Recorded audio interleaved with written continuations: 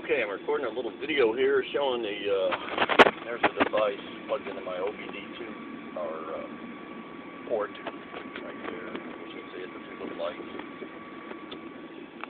And there's my Android, which is connecting wirelessly with that to provide a data stream in real time. You can see the numbers moving. I've got short and long-term fuel trim up there right now, plus engine temperature and RPM on this particular screen. You can see the RPMs are moving around as I accelerate, and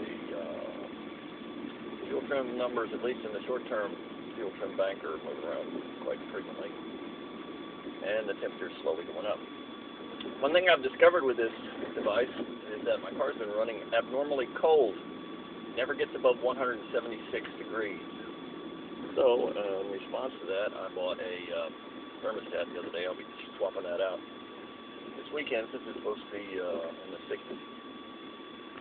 And I'm on a stop sign, or stoplight. Let me swipe. And then another screen. The screen shows video, vehicle speed, RPMs, map, how much air is moving through the system in pounds per minute.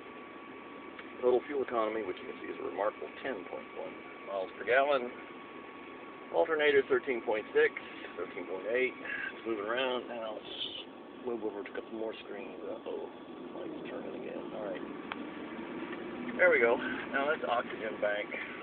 O2 sensor reading. Bank 1, bank 2. And engine RPM. Now, you can see from this data that the first O2 sensor, bank 1, is jumping around like it's supposed to between 0.1 and 0.9. And the O2 sensor, bank 2, the second one, sensor 2 on both banks, is more or less stable. It moves a little bit, but it stays roughly at the same value most of the time. 0.67 right now, 0.69. It moves a little bit, not much. That's the way it's supposed to be. The number 1 sensor comes around all the time because it's reading O2 levels before it gets the catalytic converter. And it sends that information to the computer to tweak the fuel input, trying to get the ratio of fuel to air as close to optimal as possible. And once it gets past the converter, it's supposed to be pretty steady reading, and you can see it is. So that tells me that the O2 sensors are working the way they're supposed to. So this little device, the scanner that's plugged in, and the software was $50. There's also it comes with a Windows 10 based version of the software that's somewhat more elaborate than this. All of this is fine for 99% of the stuff I do.